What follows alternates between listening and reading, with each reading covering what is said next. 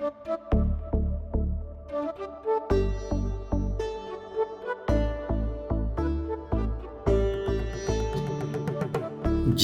గారు చేపట్టిన ప్రక్రియల్లో వ్యాసం విశిష్టమైంది.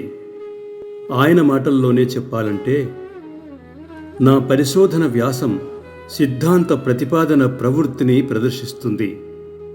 నా విమర్శన వ్యాసం వివేచనను, విశ్లేషణను, సమన్వయాన్ని సాధిస్తుంది. నా పత్రికా వ్యాసం అటు పరిశోధన ప్రవృత్తిని, ఇటు విమర్శ వ్యాస వివేకాన్ని సంతరించుకుంటుంది.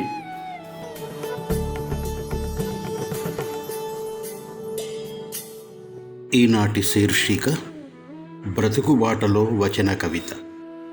బతుకులోకి వచన కవితలు అనే ఈ పుస్తకం పేరు వినగానే అది ఒక శీర్షికగా మాత్రమే కాకుండా ఒక గతి నిర్దేశక సూచనగా సహృదయులకు నేడు స్ఫురిస్తోంది.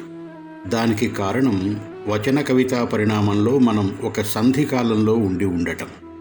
బ్రతుకు అనే మాట ఈనాడు 10 రకాల అర్థాలను స్ఫురింపచేస్తూ ఉండటం కూడా.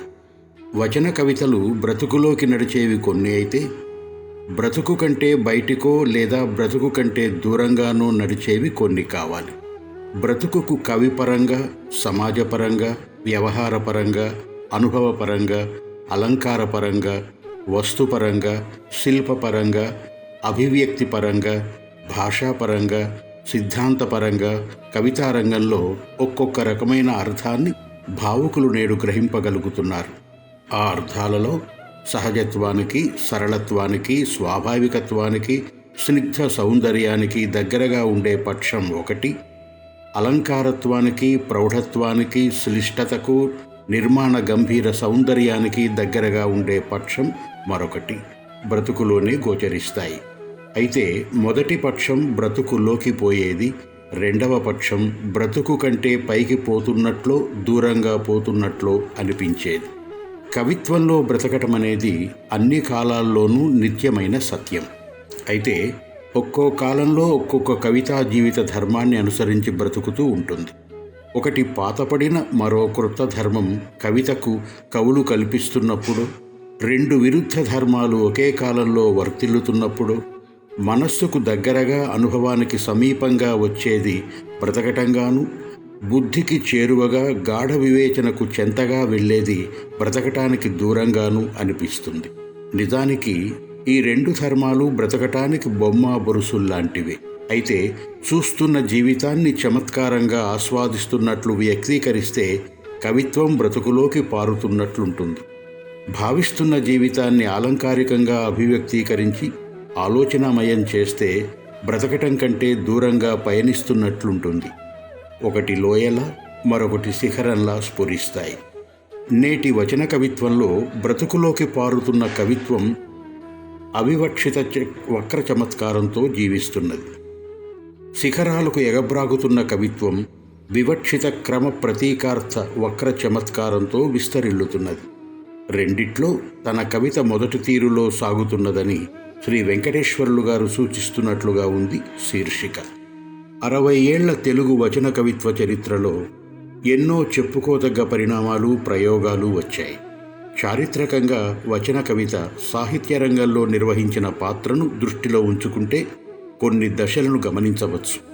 పద్యానికి ప్రతిగా వచన కవిత పుట్టి తన అస్తిత్వాన్ని గురించి, శక్తియుక్తుల్ని గురించి వాహికగా, రూపంగా వ్యాఖ్యానించుకున్న రోజుల్లో వచన కవిత ప్రథమ ప్రయోగ దశలో గోచరిస్తుంది.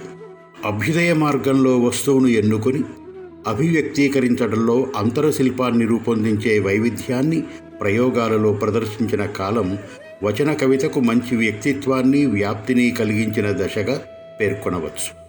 జీవితాన్ని భౌతికవాదంతోనే కాకుండా కాల్పనికతా దృష్టితో కూడా చూచి అంతర్బహిర్జగత్తుల సంగమ తీర్థంలా రూపొందించి జీవిత విషాద మాధుర్యాలను శైలీ విన్యాసంతో వ్యక్తీకరించే పద్ధతిని ప్రబలంగా వచన కవితలలో కవులు నిర్మించిన కాలం శిల్పదశగా పేర్కొనవచ్చు.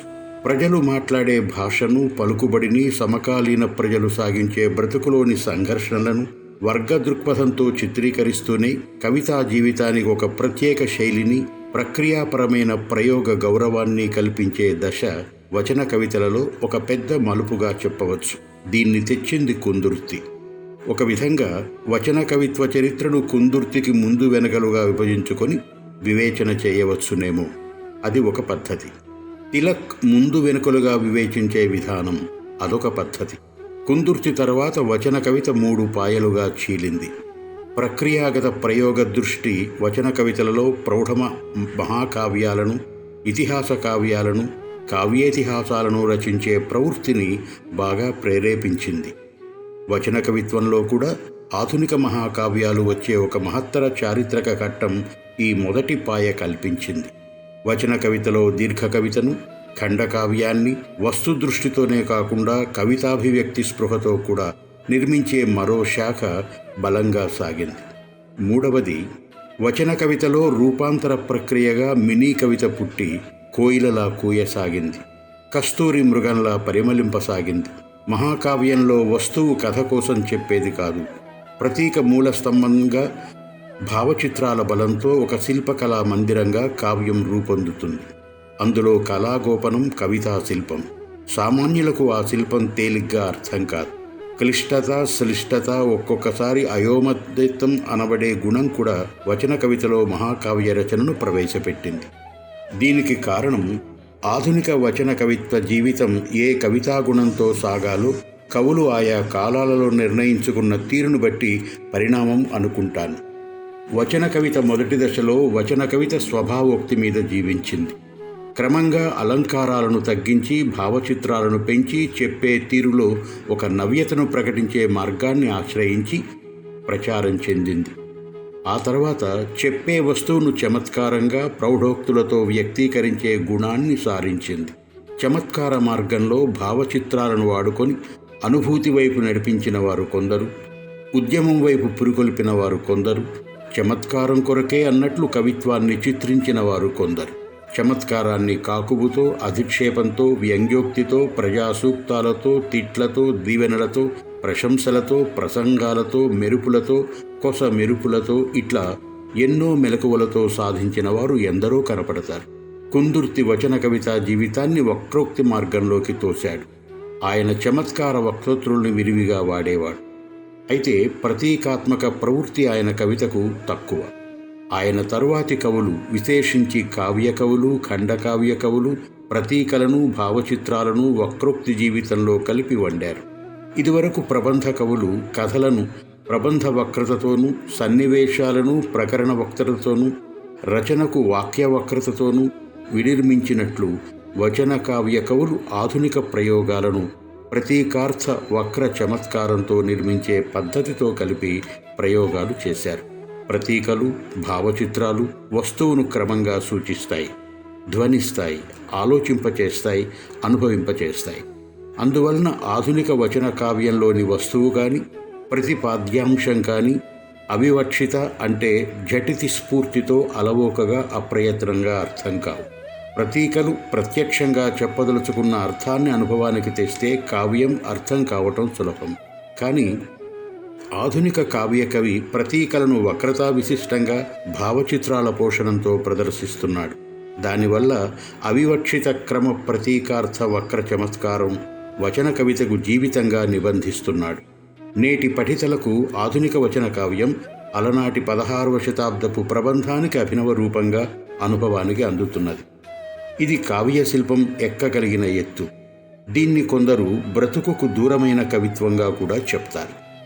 వచన కవితలో ఈ గాఢ కవితాగుణాన్ని కొంత తగ్గించి వివక్షిత క్రమాన్ని అవిక్షద్ద మార్చే ప్రయోగాలు చేసేవారు చాలామంది ఉన్నారు.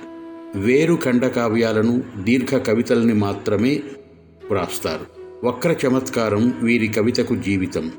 కొందరు వస్తువును వక్రంగా చెప్పి, మరికొందరు భావాన్ని వక్రతరం చేసి, మరికొందరు ప్రతీకలను ఆశ్రయించి, ఇంకొందరు భావచిత్రాలను ఆశ్రయించి ప్రతిపాద్యాంశాన్ని వక్ర వ్యాఖ్యానం చేసి వ్యక్తీకరించే అనంత రచనా శిల్పాన్ని ప్రదర్శిస్తున్నారు.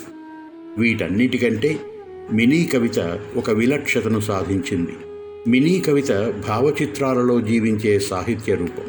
సమర్థులైన కవులు మినీ కవితకు వక్రోక్తిని, స్వభావోక్తిని, వ్యంగ్యోక్తిని, అధిక్షేపోక్తిని, శ్లేషోక్తిని యథావకాశంగా ప్రాణశక్తిగా వాడుకుంటున్నారు.